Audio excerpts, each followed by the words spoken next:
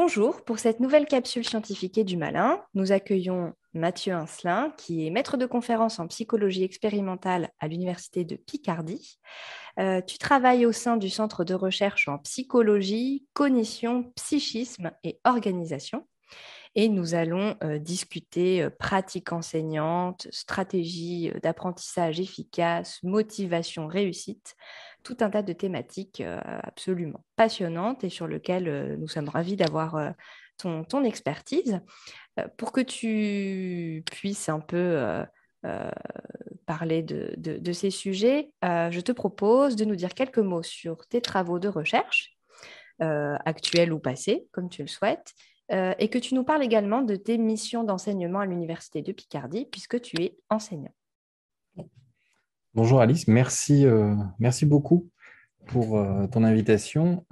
Sur les questions d'enseignement, d'abord, j'ai enseigné à tous les niveaux, de la première année de licence jusqu'au doctorat, avec même de la formation de collègues, avec la DRH formation.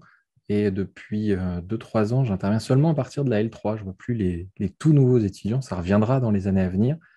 Il y a eu beaucoup de cours de méthodologie expérimentale, de méthodologie scientifique, expliquer ce que c'était justement la science, l'approche scientifique en psychologie, avec les variables, des cours sur le comportement et la modification du comportement tout au long de la vie, les traditionnels cours de biblio avec les outils qui vont avec, évidemment, et puis des cours plus spécifiques sur des thématiques où j'ai un petit peu plus d'expertise sur la mémoire notamment, comment on apprend. Donc ça rejoint les thématiques de recherche, comment on apprend euh, quand on a des difficultés de mémoire, quand on a des troubles de mémoire. C'était des thématiques plutôt liées au vieillissement, à des atteintes cérébrales, un traumatisme crânien, une maladie d'Alzheimer, enfin, tout un tas de pathologies qui peuvent arriver. Et puis, depuis quelques années, j'ai ouvert ça sur la mémoire et les apprentissages tout au long de la vie, que ce soit des élèves à l'école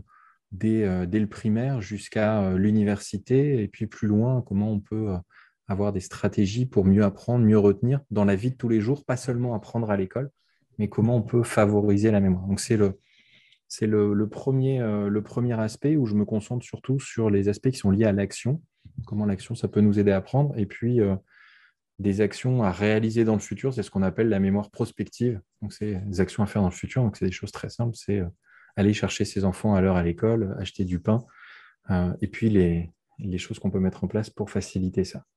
C'est ce premier grand bloc là qui m'a beaucoup occupé ces dernières années, qui m'occupe toujours, mais qui a laissé un peu de place à d'autres thématiques.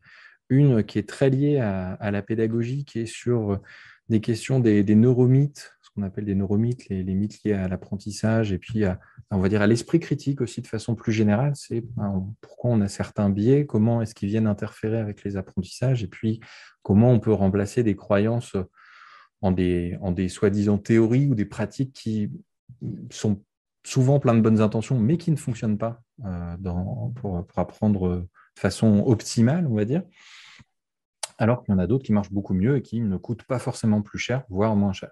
Ça, c'est le deuxième grand bloc qui est très appliqué, toujours lié un petit peu à la mémoire. Et puis, une dernière thématique qui a été développée plus récemment, c'est autour de l'improvisation théâtrale, d'abord, sur ses effets, sur notamment la créativité, sur les compétences narratives, comment on peut s'exprimer, comment on peut faciliter les choses. Ça, c'est des travaux en collaboration avec des orthophonistes aussi.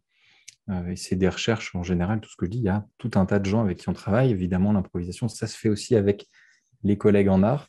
Et puis en santé, notamment, un des derniers projets en cours, c'est justement sur la formation de professionnels et de futurs professionnels de santé avec l'improvisation sur des aspects plutôt de communication, d'empathie. Comment est-ce qu'on va mieux communiquer et prendre des décisions dans des situations d'urgence, de pression temporelle, avec un enjeu un petit peu plus important que ce qu'on a dans la vie quotidienne pour, si je reprends l'exemple précédent, aller acheter son pain, l'enjeu est un petit peu moins fort, évidemment.